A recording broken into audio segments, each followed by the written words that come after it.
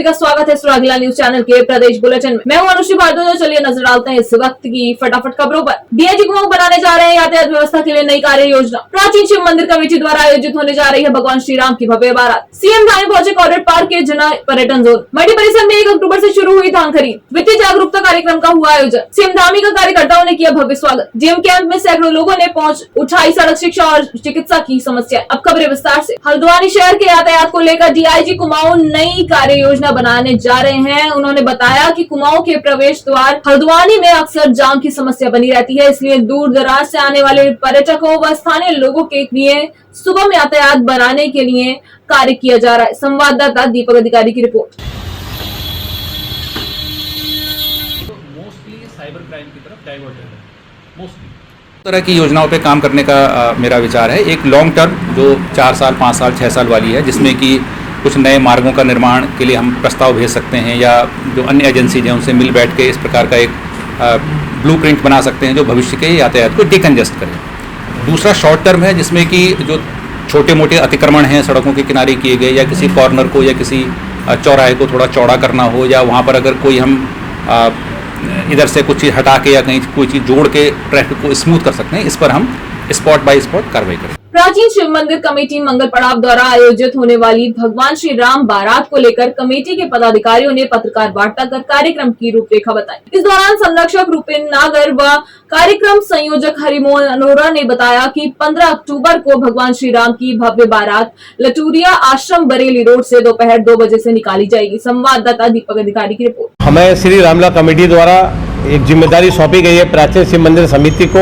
श्री राम बारात आयोजन की, जिसकी तैयारी हमारे कार्यक्रम संयोजक हरिमोहन अरोरा जी, अध्यक्ष धर्मेंद्र गुप्ता डीके जी, इनके नेतृत्व में हमारे सभी प्राचीन शिव मंदिर समिति के सभी साथी पूरी तैयारी में है। हल्द्वानी शहर को दुल्हन की तरह सजाने का प्रयास किया जा रहा है, जिसकी तैयारियां जोर शोर से चल रही हैं। इस राम बारात में सभी की सहभागिता है, महिलाओं की, पुरुष की, युवाओं की, बुजुर्गों की, सामाजिक संगठनों की, राजनीतिक संगठनों की, धार्मिक संगठनों की, पत्रकार बंधुओं की, सभी राम भक्त इस राम बारात में सम्मिलित होंगे, जिसकी तैयारी पूरी जोर शोर से चल रही है। और 14 तारीख को एक दिव्य मेहंदी का आयोजन किया गया है, जो कि अयोध्या से लाई गई मेहंदी यहाँ राम भक्तों को रचाई जाएगी। और उसके उपरांत 15 तारीख को यहाँ से 2 बजे बारात प्रस्थान करेगी अयोध्यापुरी से। हमने इस लटूरी आश्रम को अयोध्यापुरी के रूप में सजाया है और यहाँ से 2 बजे बारात निकलकर जनकपुरी रामला मैदान के लिए प्रस्थान करेगी, जिसमें प्राचीन शिव मंदिर की जो तैयारियां हैं, एक राम जी की बारात का अगुवाई 51 सदस्य जो साधु महात्मा जो हरिद्वार से आ रहे हैं, जो भजन कीर्तन के साथ इस राम बारात की अगुवाई करेंगे। 21 सदस्य इसमें हमारा एक झांकी आई है अखाड़े की, वो सम्मिलित रहेगी। 11 हनुमान जी दिव्य रूप में यहाँ सम्मिलित रहेंगे।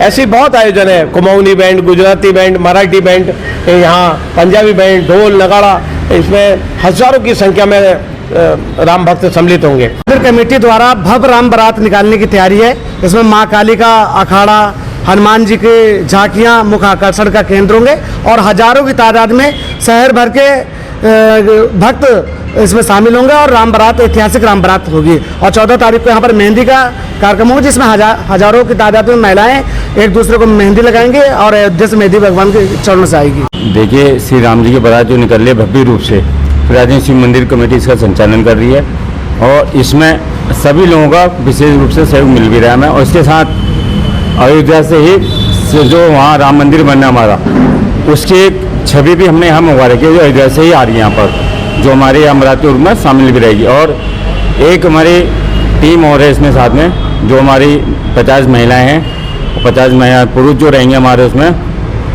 राम शस्त्र उसमें रहेंगे, जिसमें अपना वो भाला और त्रिशूल वगैरह सब वो लेके चलेंगे अपने उससे ही। पीएम के दौरे के बाद देर शाम रामनगर पहुंचे प्रदेश के मुख्यमंत्री पुष्कर सिंह धामी ने आज सुबह कॉर्बेट पार्क में झरना पर्यटन जोन में सफारी का लुत्फ उठाया। इस दौरान सीएम धामी को झरना पर्यटन गेट पर ढेला के उभरते हुए मूर्तिकार कक्षा 7 के संजय बिष्ट ने एडवर्ड जिम कॉर्बेट की मिट्टी से बनी मूर्ति भेंट की। संवाददाता राजीव अग्रवाल की रिपोर्ट।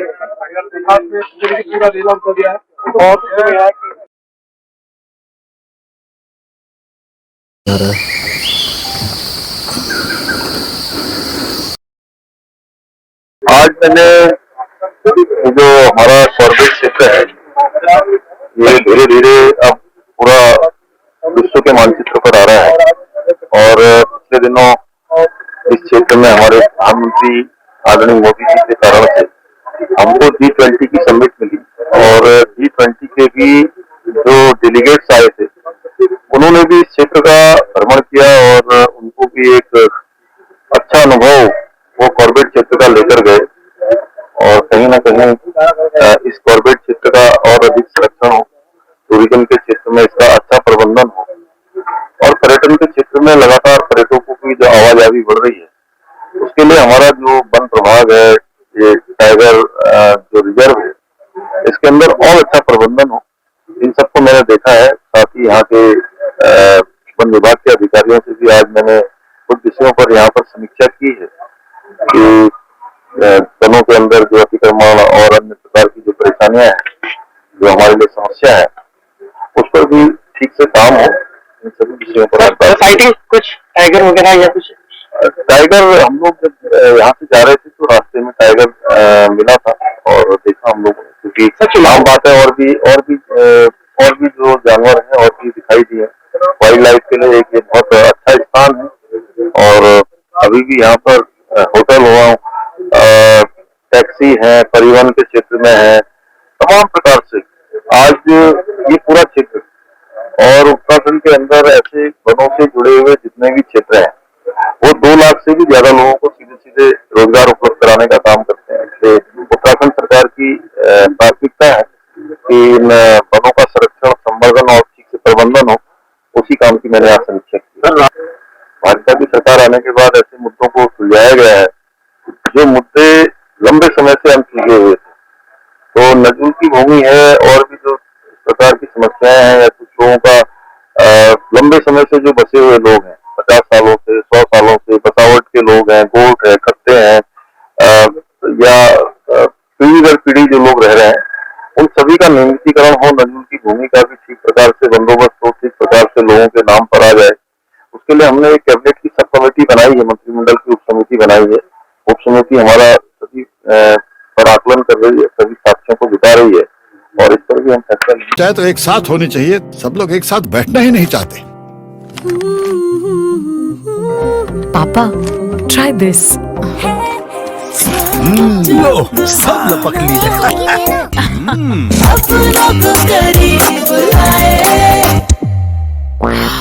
ये क्या हाल कर दिया है रूम का? बस कल से चाय मेरे रूम में। देवरपन नमकीन को जसपुर मंडी परिसर में खाद्य विभाग द्वारा 1 अक्टूबर से धान खरीद शुरू कर दी गई है, जिसमें इस बार जसपुर खाद्य विभाग का 65,000 कुंटल का लक्ष्य दिया गया है, जिसमें खाद्य विभाग द्वारा 3 क्रय केंद्र बनाए गए हैं जहां किसान अपना धान लेकर पहुंच रहे हैं। वहीं वरिष्ठ विपणन अधिकारी कौशल कुमार ने बताया कि 1 अक्टूबर से धान खरीद शुरू कर दी गई है और 31 दिसंबर तक धान खरीद जारी रहेगी एवं किसानों के रजिस्ट्रेशन के लिए आवेदन मांग लिए गए हैं। संवाददाता दीपक चौहान की रिपोर्ट।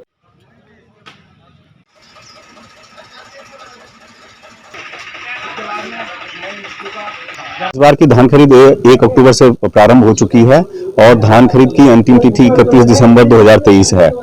किसानों के लिए रजिस्ट्रेशन के लिए हमने आवेदन मांग लिए हैं। आवेदन की जगह में जिनके पुराने रजिस्ट्रेशन हो चुके हैं उन्हें अपडेशन के लिए हम किसानों को कह रहे हैं।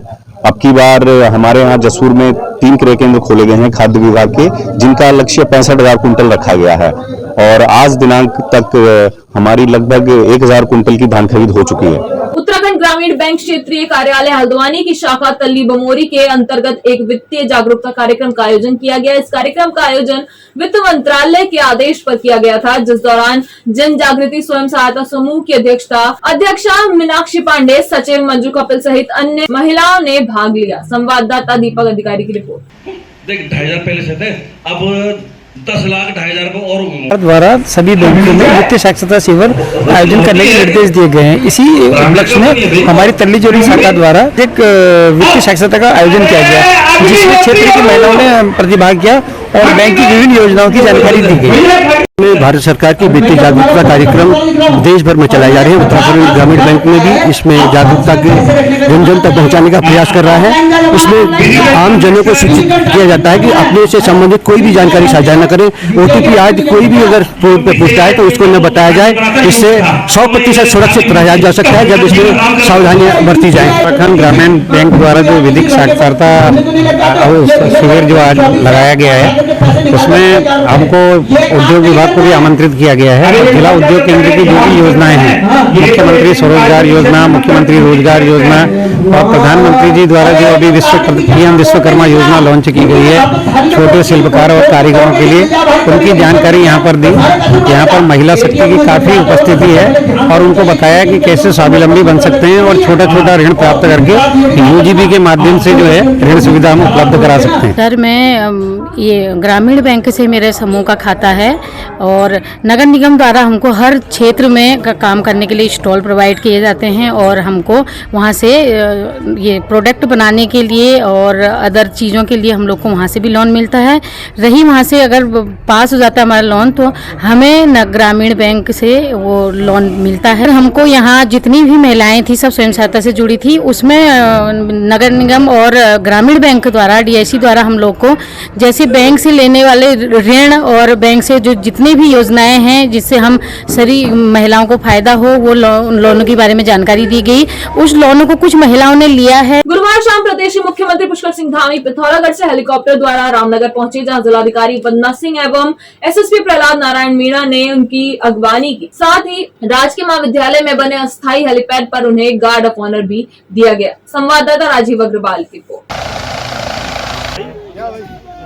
लगभग 4200 करोड़ की योजनाओं का आज लोकार्पण और शिलान्यास हुआ है पिथौरागढ़ से, और साथ ही आज बहुत ऐतिहासिक उनकी जनसभा हुई और उनका जो दौरा था वह भी ऐतिहासिक था, क्योंकि वो पहले ऐसे प्रधानमंत्री हैं जो आदि कैलाश पहुँचे, पार्वती कुंड पहुँचे, जागेश्वर धाम पहुँचे हैं।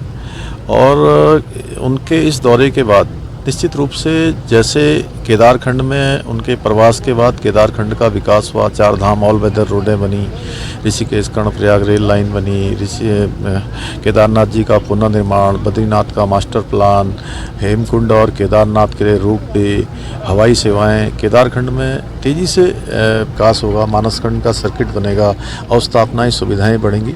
मैं आदरणीय प्रधानमंत्री जी का देवभूमि उत्तराखंड की 1.25 करोड़ देवतुल्य जनता की ओर से उनका अभिनंदन करना चाहता हूं, उनका आभार व्यक्त करना चाहता हूं।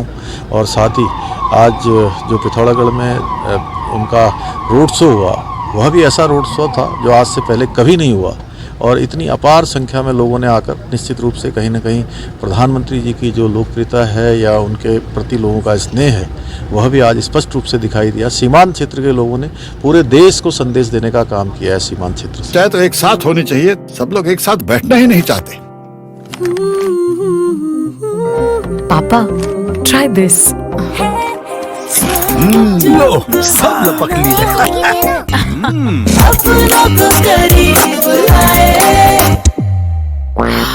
ये क्या हाल कर दिया है रूम का? बस कल से चाय मेरे रूम में। देवर पर नमकीन। हल्द्वानी जिलाधिकारी कैंप कार्यालय में भीमताल विधानसभा के ओखलकांडा क्षेत्र से आए सैकड़ों लोगों ने सड़क, शिक्षा और चिकित्सा की विभिन्न मांगों को लेकर जिलाधिकारी के समक्ष ज्ञापन दिया। इस दौरान लोगों ने कहा कि ओखलकांडा क्षेत्र की विभिन्न सड़कें जर्जर अवस्था में हैं एवं काठगोदाम से हेड़ाखान मोटर मार्ग 1 साल से नहीं बन पाया है।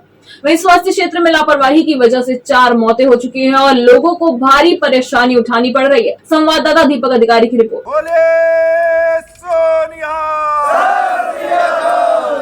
देखिए, हमारा तय था कि जिलाधिकारी कार्यालय और कमिश्नर कार्यालय का हम घेराव करेंगे, और जिलाधिकारी जी ने सार्थक पहल करके हमको वार्ता के लिए बुलाया और सारे ओखलकांडा ब्लॉक और भीमताल विधानसभा हेड़ाखान क्षेत्र के विशेष स्तर से लोगों का इसमें बहुत बड़ा योगदान रहा है।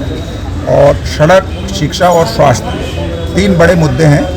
1 महीने में 4 मौतें स्वास्थ्य विभाग की लापरवाही से हो रही है। हेड़ाखान सड़क पिछले 1 साल से आप देख रहे हैं कि उसमें नेता लोग जाते हैं, विशेष तौर से विधायक और सांसद जी पर मैं कहना चाहता हूं कि वो फोटो खिंचाते हैं। उन्होंने फोटो का सेंटर बनाया। जब भी जनता जागरूक होने की कोशिश करते हैं वो कहते हैं हमने काम करा दिया, लेकिन धरातल पे 1 साल से कुछ उस सड़क पर नहीं हुआ। अब जिलाधिकारी जी ने कहा है कि छिड़ाकान से मिडार तक जो सड़क पड़ती है हमारी, उस सड़क पर 30 किलोमीटर जो सड़क है उसको SDRF मद से, जो उनका अधिकार क्षेत्र है, उस पर हम 30-40 लाख रुपए में अपने उससे खर्च करके उसको तुरंत 15 दिन में उस पर काम करवा देंगे। उन्होंने अधिकारियों को हमारे सामने, सारे ग्रामीणों के सामने आश्वस्त किया कि कुछ विलेजेस के लोग जो हैं वहाँ की सड़क की, बिजली, पानी, शिक्षा, स्वास्थ्य वगैरह की समस्याओं के लिए उनका एक प्रतिनिधि मंडल यहाँ पर आया था। तो मुख्य रूप से उनकी जो समस्या थी वो हेड़ाखान रोड की जो स्थिति खराब हुई है उसको लेकर थी। उसमें PWD प्रांतीय खंड और PWD भवाली के 2 पैच हैं। PWD जो उसमें काम कर रही है वहाँ एक खतरनाक पैच जो डेवलप हो गए हैं, उनके वैकल्पिक जो संरेखण बनाए जाने हैं उन पर काम चल रहा है, जिसका वन भूमि हस्तांतरण प्रस्ताव भारत सरकार के स्तर पर है। उनकी टीम के द्वारा भी निरीक्षण करते हुए इसमें भूवैज्ञानिक रिपोर्ट THDC के माध्यम से देने के निर्देश दिए गए थे। THDC का सर्वे भी आज करा दिया गया है और इस रोड में जो सुधारीकरण के कार्य हैं वो तत्काल टेकअप किए जाएंगे। तात्कालिक रूप से अस्थायी काम करके इस रोड को गाड़ी जाने के लिए सुगम बनाने हेतु विभाग को निर्देशित किया है। सैटरडे से प्रांतीय खंड अपने पैच में काम करेगा और भवाली डिवीजन की जो रोड है वो 3-4 पॉइंट्स पर काफ़ी खराब है। उसकी जो टीम है PWD की वो कल निरीक्षण करने के लिए जाएगी सभी पैचेस का। उसमें आपदा के अंतर्गत जो एरियाज क्षतिग्रस्त हुए हैं उनके DPR हमने विभाग को बनाने के लिए कहा है और उनको हम जनपद से ही आपदा की जो धनराशि होती है रेस्टोरेशन की, उसके अंतर्गत हम टेकअप करवाएंगे। और जो इसका स्थायी समाधान है, भवाली वाला जो पैच है वो PMGSY ने फेज 3 में उसको स्थायी सुधारीकरण हेतु टेकअप किया है। फिलहाल के बस इतना ही। प्रदेश से जुड़ी सभी खबरों को जानने के लिए जुड़े रहिए सुरागला न्यूज चैनल से। धन्यवाद।